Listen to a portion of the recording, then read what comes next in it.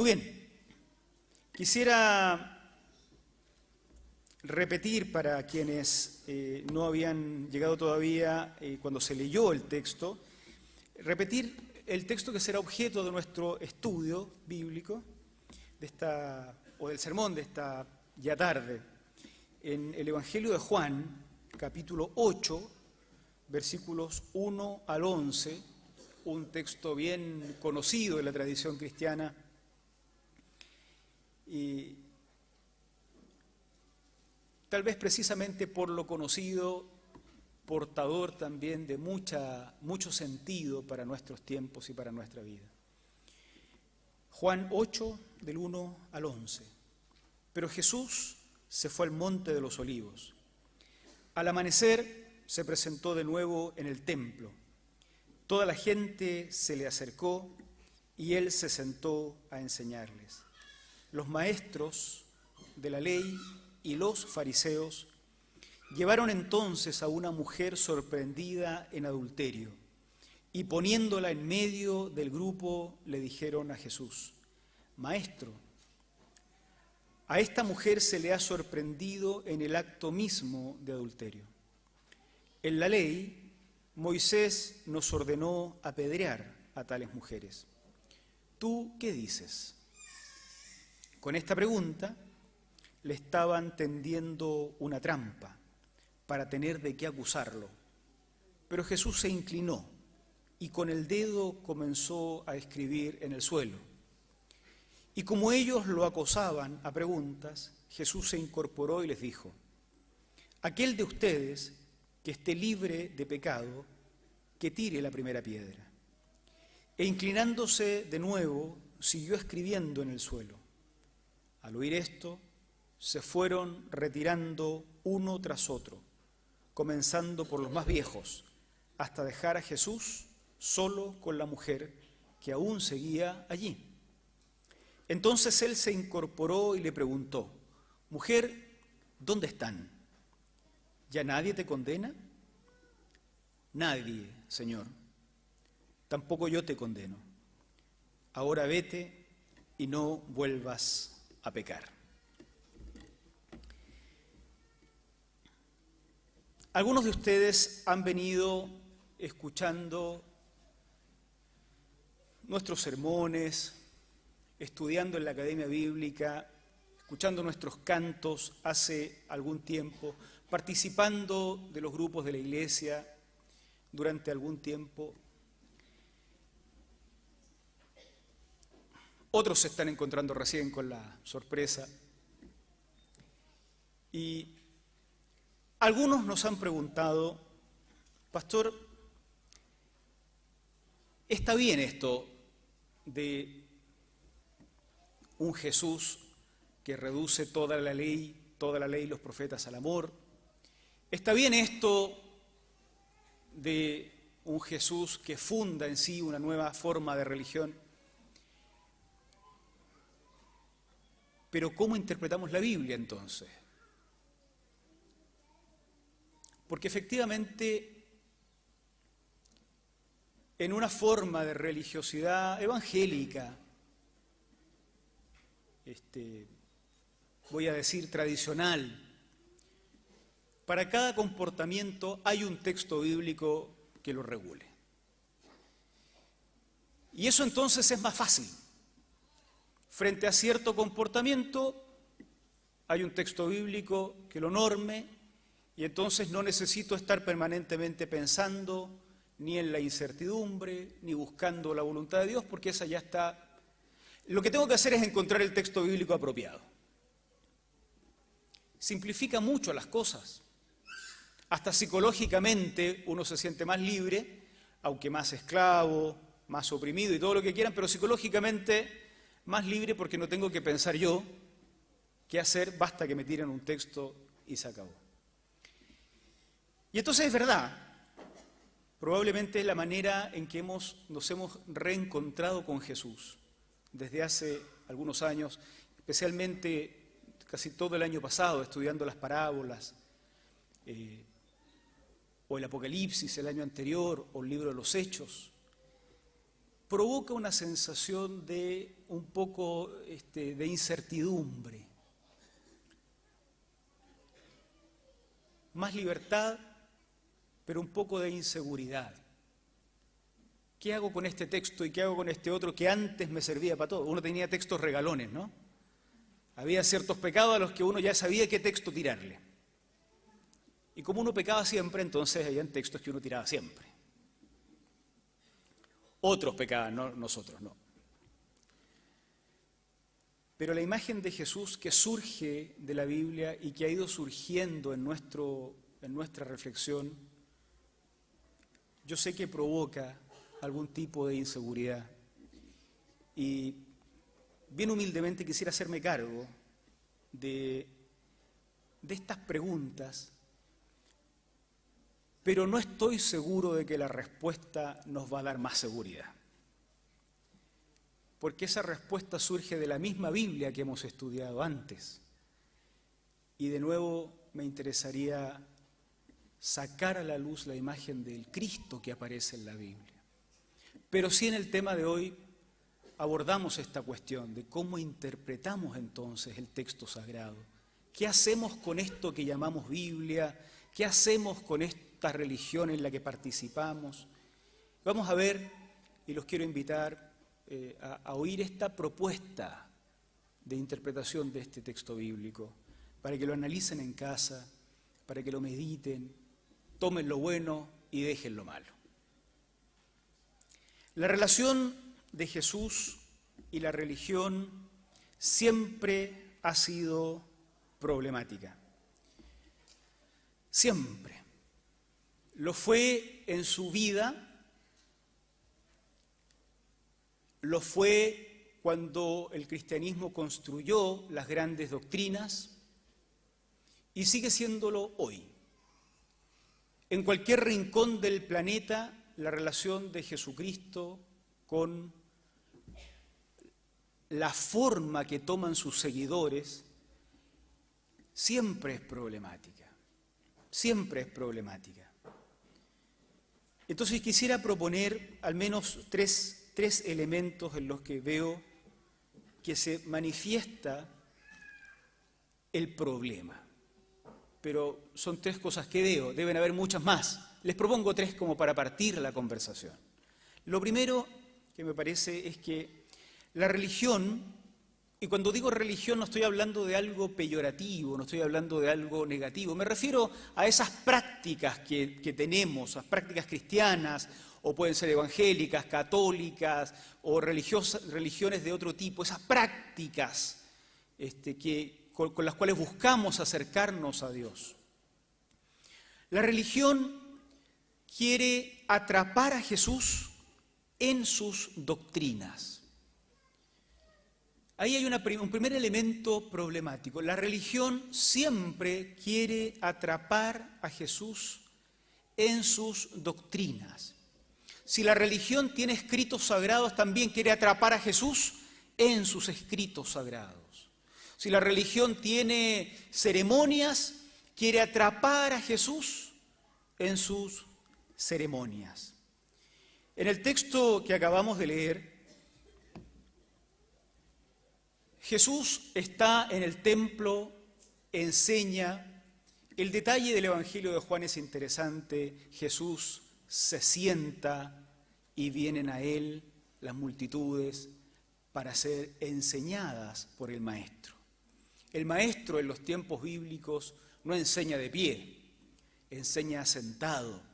Por eso cuando el narrador del cuarto Evangelio dice, se sentó, está mostrando una imagen majestuosa del Jesús que con autoridad ahora va a empezar un discurso. A nosotros se nos pasa por alto porque dice Jesús se sentó como todos nos sentamos, pero en la época en que se escribe el Evangelio, este gesto habla de un Jesús reconocido como maestro, al menos por quien está escribiendo el Evangelio. Empieza a enseñar. Se acercan los interesados. Entre los interesados hay un grupo expresado acá como los maestros de la ley. los especialistas en las doctrinas de ese judaísmo del cual participaba la sociedad, de esa religión. Especialistas, los teólogos de la época con especialidad en esas doctrinas. Y también los fariseos, que no solo eran especialistas en la escritura, sino en practicarlas. Los fariseos eran muy rigurosos en su obediencia a la Torá. Y habían llegado, el partido de los fariseos, que era un partido no sacerdotal, había llegado a democratizar la escritura de tal manera que cada fariseo tenía como meta que todo el pueblo conociera la escritura y que todo el pueblo la practicara, tal como la escritura dice.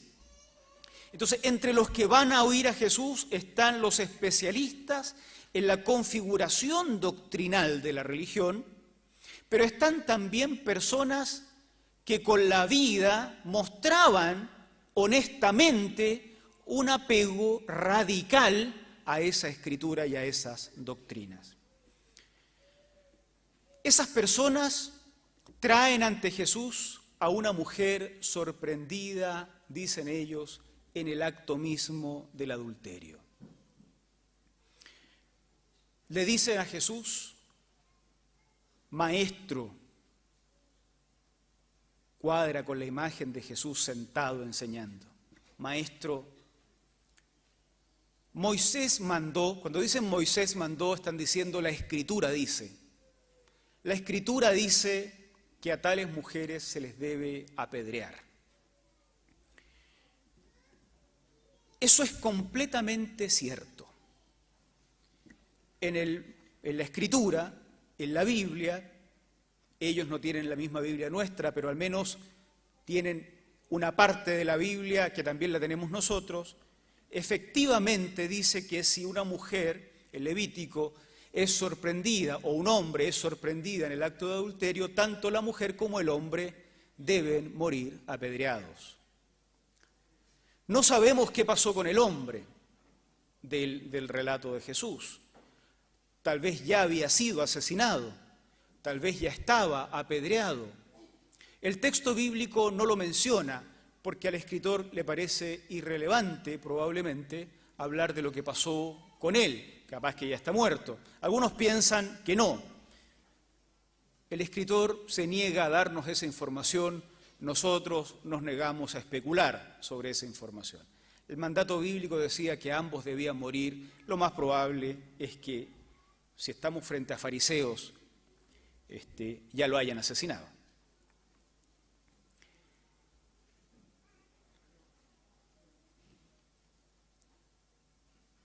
El evangelista agrega, esto lo hacían para poner a prueba a Jesús. La religión, cualquier religión, también la que se funda en homenaje a Jesucristo, o sea, la nuestra, tiende a buscar someter a este Jesús inasible, a este Jesús que no se deja atrapar por nada y quiere someterlo a sus doctrinas, a sus escritos. Y entonces esto se convierte en una religión, en un cristianismo, yo digo, desenfrenado. Un cristianismo o una religión que no conoce sus límites, que quiere someter y poner a prueba a su propio fundador.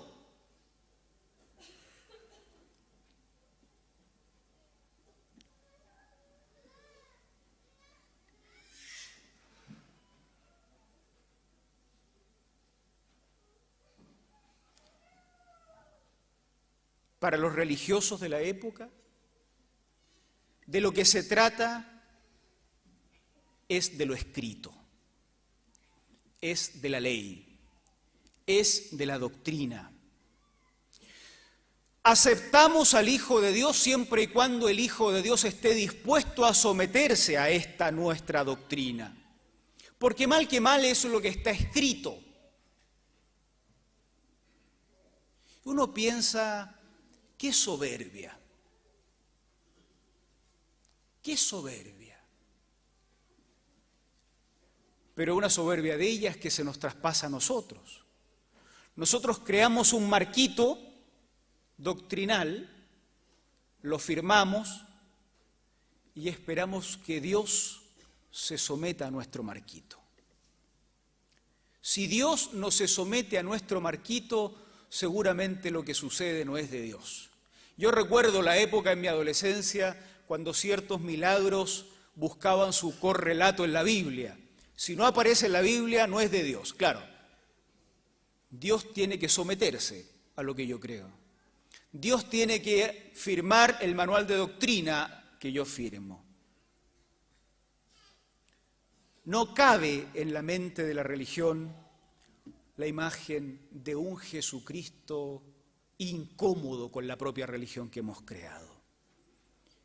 Y entonces, a veces las religiones, y también la nuestra, son tan soberbias que queremos atrapar a Jesucristo también con nuestras propias doctrinas. El religioso valora muchísimo lo escrito, valora muchísimo la doctrina aceptada. Hay una cosa que no valora: la vida humana. La mujer que está acá vale menos que la doctrina. La mujer que ha pecado, su vida vale menos que lo escrito. Lo que se me pide es ser fiel a mi doctrina, aunque ser fiel a mi doctrina vaya en desmedro de esta otra mujer, que puede ser hoy día un hombre también, creada por Dios, porque pecó, porque transgredió la norma que el texto decía que no había que transgredir.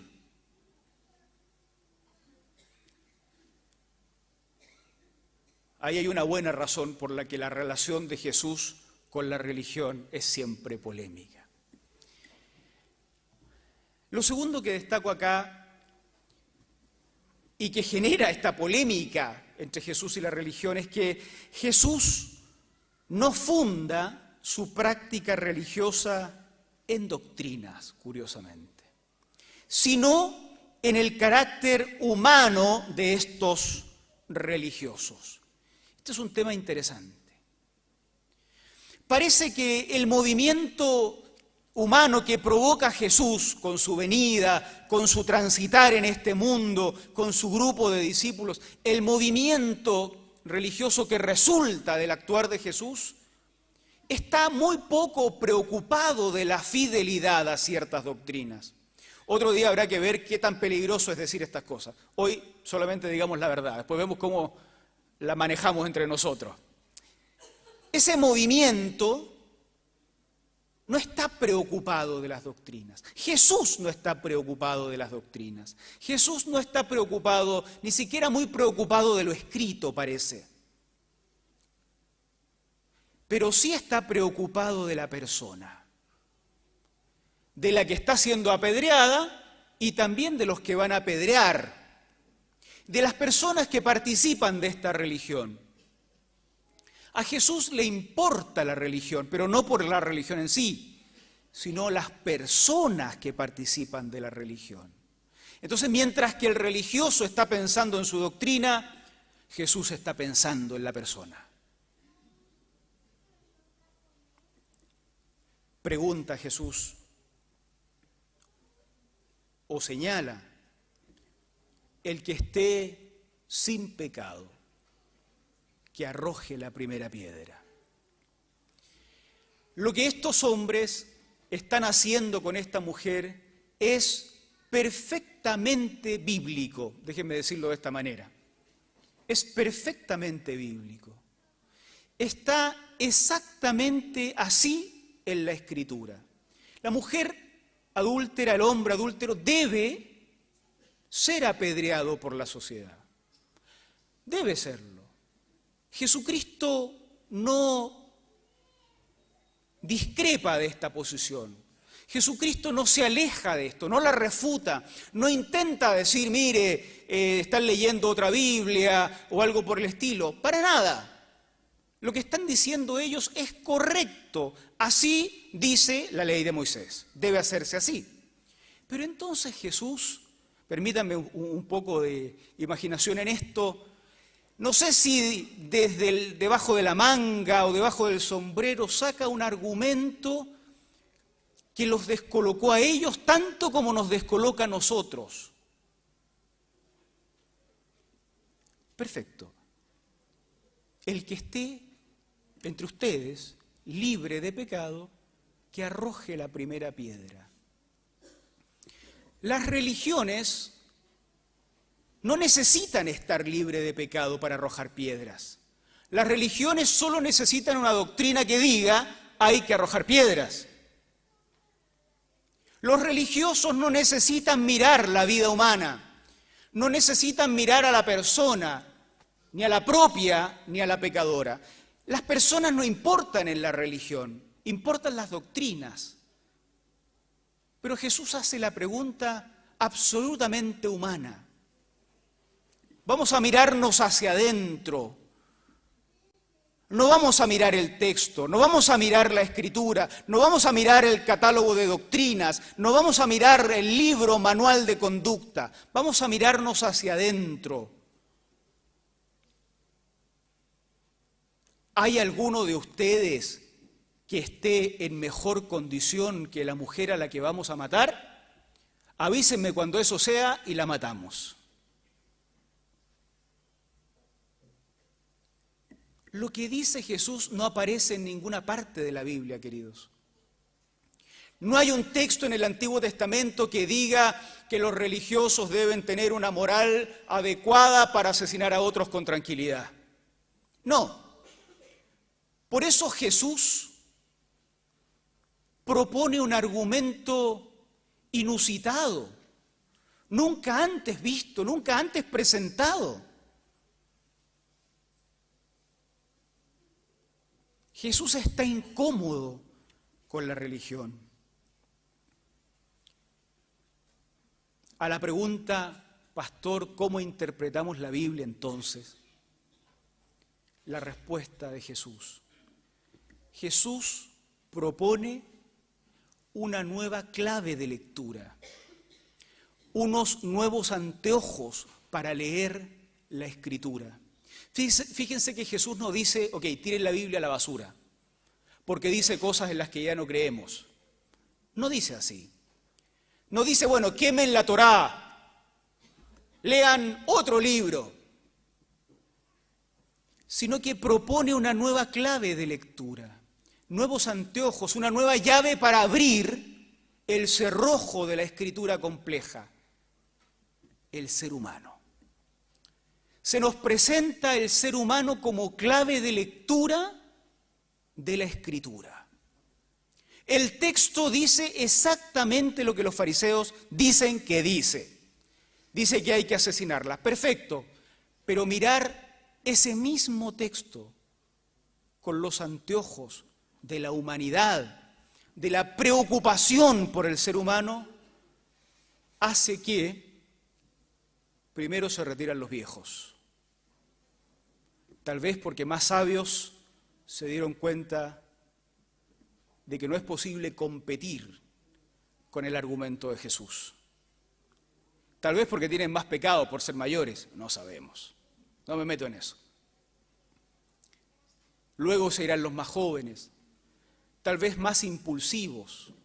Algunos piensan que los jóvenes tienden a ser más liberales, más abiertos. A veces no. A veces son los jóvenes los más radicales en su juicio en contra de quien ha pecado. Se retiran primero los viejos, luego los jóvenes, se retiran todos. No hay forma de aplicar la ley literalmente. No hay manera de seguir viviendo la religión. Se desenmascara el error de la religiosidad. Aunque el texto estaba tal como ellos lo habían propuesto. El texto decía exactamente lo que iban a hacer ellos. Pero Jesús funda en sí mismo una nueva manera de vivir una fe que tiene un texto sagrado.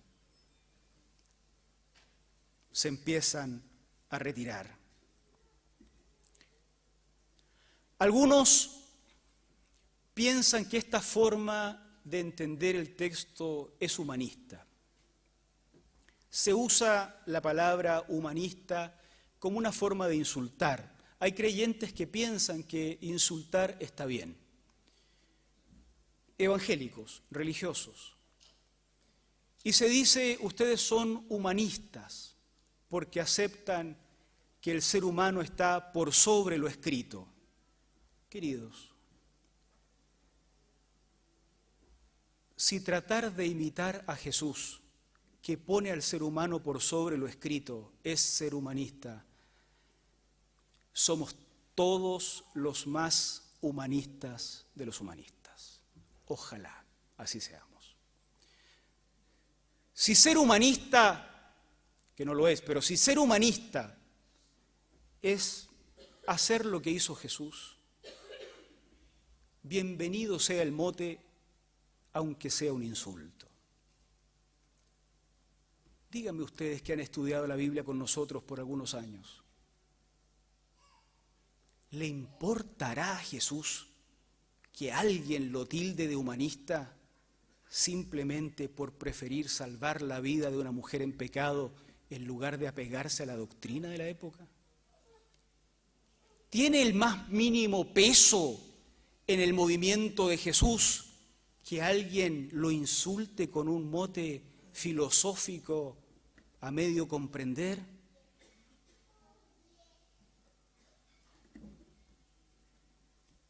Parece que lo que resulta de la lectura de Jesús, hermanos y hermanas, es que el ser humano es la clave de lectura. El prójimo, el otro, con pecado y todo. Cuando el texto bíblico termina siendo opresivo y el ser humano esclavizado, el ser humano prima. Cuando usando el texto bíblico el ser humano es turbado, destruido, anulado, imposibilitado de desarrollarse en plenitud, el ser humano prima. Ustedes saben, en la Biblia hay textos donde se habla de la esclavitud como algo positivo. El esclavo sirva al amo, como al Señor. Y aún así, Jesucristo predica la libertad. En el texto bíblico hay textos en Deuteronomio que hablan de la mujer violada teniendo la obligación de casarse con el violador, de los hijos contumaces, recuerdan la palabra, contumaces, que deben ser apedreados por desobedientes a sus padres. La religión se funda en pretender construir un pensamiento a partir de doctrinas. Cristo está pensando en el bien de las personas. Por eso, aunque era realmente bíblico apedrear a la mujer adúltera, lo que hace Jesús trastorna completamente la forma de religión. Se retiran. Lo que no libera, aunque esté escrito, debe marcarse con mucho cuidado. Esto es Jesús. Finalmente, Jesús impulsa una mejor vida, pero no condenando. También dentro de la caricatura, algunas personas piensan que este discurso tan humano conduce al libertinaje, al pecado. No es así.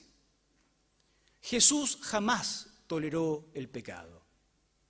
No es lo mismo.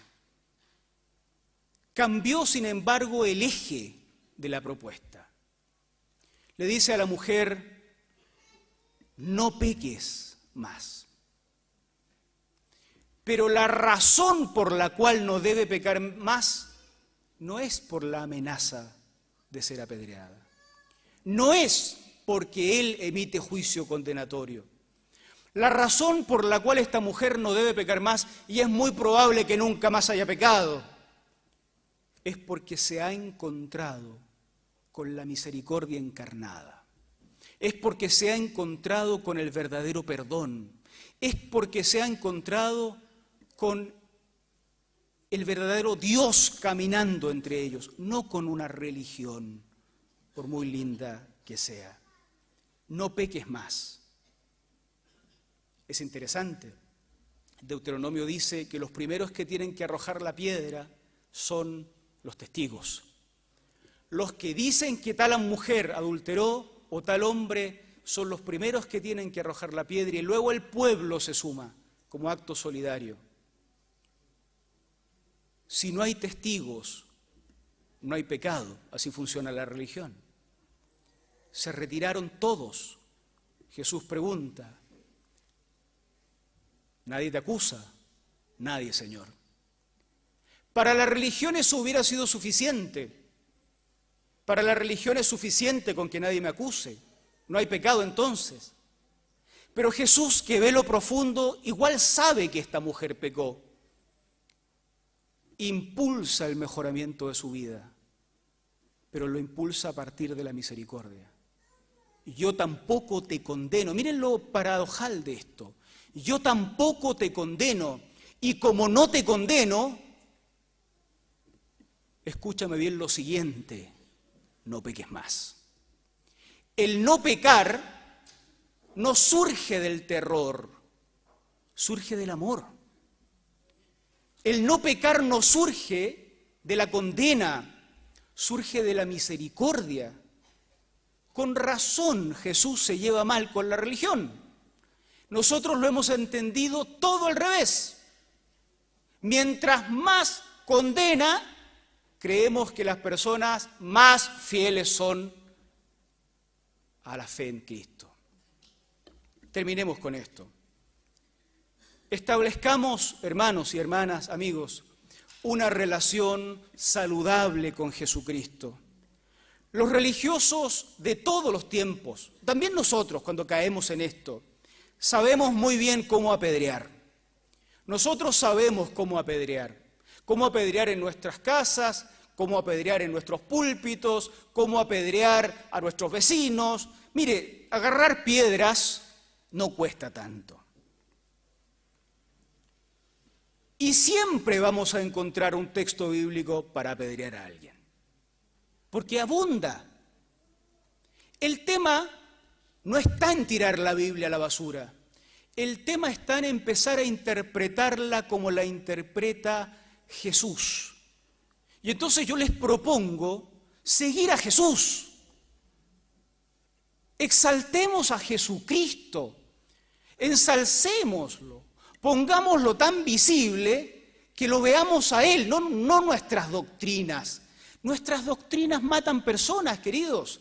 Nuestras doctrinas siguen asesinando a las mujeres adúlteras, que tienen muchos rostros hoy día. Jesús sigue salvándolas. Jesús sigue interpretando los textos que hablan de Él en clave humana. Jesús miraba a las personas, veía sus pecados, como nos ve a todos nosotros, pero en lugar de apedrearlos, los impulsaba a mejorar, pero a mejorar con base en su amor, en su misericordia. Por eso cuando cantábamos delante, tu vida diste ahí, tomaste mi lugar, no necesitas decir que el infierno se abre bajo tus pies producto de tus pecados. Que tomó nuestro lugar es suficiente razón para que nuestras vidas, con el poder del Espíritu Santo, comiencen a ser transformadas. No porque hay un infierno esperando por todos nosotros, sino en el futuro, sino porque en el pasado hubo uno que tomó nuestro lugar en la cruz. Qué glorioso es el Señor, pero es glorioso por eso. El Dios hecho hombre cargando nuestros pecados y diciendo a las adúlteras de hoy, a los adúlteros de hoy, vayan, no pequen más, porque ya pagué por sus pecados en la cruz. ¿Cómo interpretar la Biblia en una forma de fe que parece tan inestable? La Biblia se debe interpretar en la misma clave en que Jesús la interpretó en su tiempo. El texto escrito no siempre tiene valor en sí mismo, sino que tiene valor cuando el prisma de Jesús lo cambia de color. Convierte el mandato a asesinar en posibilidad de dar vida. Convierte la prohibición en un horizonte abierto de amor. Jesucristo funda un movimiento del que algunos somos llamados a ser parte. Le llamamos cristianismo, pero a veces no está muy bien. Sigamos a Jesús. Sigamos a Jesús. ¿Cuántos acá luchamos con nuestro pecado? Queremos abandonarlo. Nos sentimos perdidos. Nuestras familias necesitan a Cristo entrando y cambiándolo todo. Nuestros matrimonios entrando y cambiándolo todo. Nuestros pololeos, nuestros trabajos, nuestros noviazgos, nuestros proyectos futuros están sin Cristo, y sin Cristo hay turbación, y aparece el buen religioso con piedras en las manos. Queridos, hay otra voz aparte de la religión, una de uno que está escribiendo en tierra y que dice: ni yo te condeno, pero ve y no peques más. Esa voz, no la de los religiosos, esa voz, la del Cristo que pagó en la cruz por nuestro pecado, esa voz es la que tenemos que escuchar. Y que lo sepan entonces, después de este domingo, hoy en la tarde, nuestras familias. Los que se tienen que enterar del cambio de vida no es el pastor de la iglesia, son nuestras esposas, nuestros esposos, nuestros hijos, nuestros novios, nuestras novias, nuestros compañeros de trabajo, los que viven en el edificio con nosotros, nuestros compañeros de universidad. Esos son los que tienen que darse cuenta de que parece que algo pasó el fin de semana. No que llenaste una ficha para hacerte evangélico, sino que te encontraste con uno que en lugar de levantar piedras, te levantó en sus brazos. Que Dios nos dé una semana de reencuentro con Jesús. Con Jesús, que no es lo mismo que con los evangélicos. Que Dios nos bendiga. Pónganse ustedes de pie, oremos al Señor y terminemos cantando al Señor, porque después de esto, ¿cómo no le vamos a cantar al Señor? ¿Se dan cuenta? ¿Cómo no le vamos a cantar al Señor? ¿Cómo no vamos a rendir nuestras vidas al Señor? Si Él nos impulsa a mejorar nuestras vidas con base no en lo que va a pasar en el futuro, sino con base en lo que Él ya hizo en el pasado por nosotros. Su misericordia. Oramos. Señor, gracias por darnos la oportunidad de estar acá. Gracias por permitirnos reconocer tu amor. Señor, hay tantos hoy que también están a punto de ser apedreados, necesitando profundamente un Salvador. No solo alguien que los salve del infierno eterno, sino alguien que los salve también de las religiones. Tú, Señor, el Salvador del mundo, el Pastor de los pastores, el Señor de los señores y el Rey de los reyes, eres el único digno y capaz de hacer esto. Sálvanos de nosotros mismos, de nuestra propia religiosidad. Sálvanos también del pecado. Y danos el poder del Espíritu Santo para cumplir también nosotros esta instrucción que tú diste de ir y no pecar. Que se enteren otros del cambio que estás haciendo en nuestras vidas, Señor. Glorifícate tú, que das vida al que está por morir. En el nombre de Jesús el Señor oramos. Amén.